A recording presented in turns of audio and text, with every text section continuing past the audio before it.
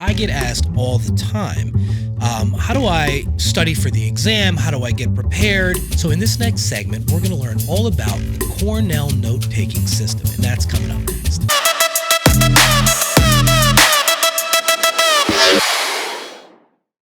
One of the things that I try to check out when a student is, when I'm working with them or whatnot, is how do they take notes?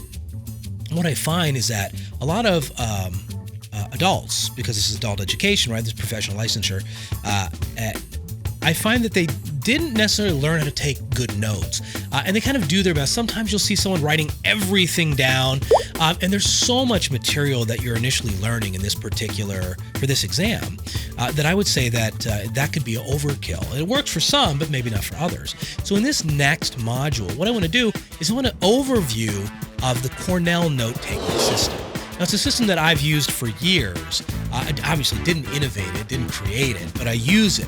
And I'm going to show you how it kind of works. And to detail that, I'm going to also give you an example, and it'll be posted on our blog. So, note-taking, the Cornell method. Let's talk about it first. So, the history of it is, it was a note-taking system developed in the 1950s by Professor Walter Paul of Cornell University.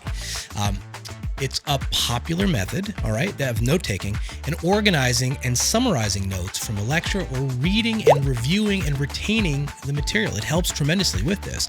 This method usually yields better overall comprehension, and that's the key. All right, so what I'd like to do now is kind of go through the method and detail it with you. The steps to taking notes with this particular method is, number one, we use a separate notebook for your Cornell-style notes. Then you divide a page using lines into 4 areas. You draw horizontal lines at the top of the page and create one block.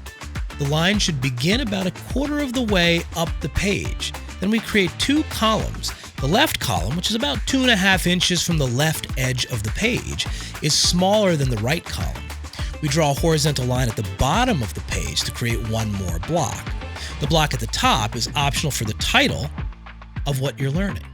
The page's largest area is the 2 columns on the right and left side. This is the main column. On the big side, on the right side, is where you're going to record the most important points, all right, to what you've read about or during your lecture. The keywords and questions are listed in the smaller column to the left side. This section can be used to record hints and prompts about the material, special keywords, etc. All right, now the bottom of the page is reserved for writing a brief summary of the page's content. Why is this system so effective? Well, when using this note-taking system, it can help you organize your notes, actively participate in knowledge creation, improve your study tips, and lead to academic success. It forces you, in essence, to think critically about the lesson's main points and increases the likelihood that you're going to remember your notes later. It helps you comprehend the material by organizing them into those key points.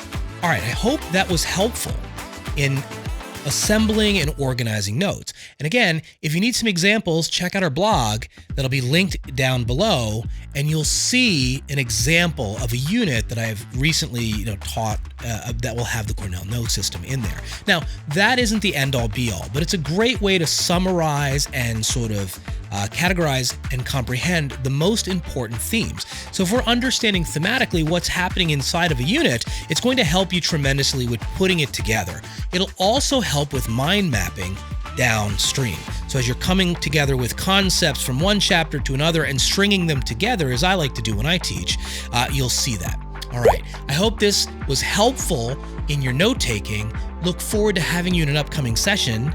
And if not, I hope that note-taking becomes something that'll help you tremendously with passing this examination and moving forward to the objective as to why you're taking this licensing course in the first place.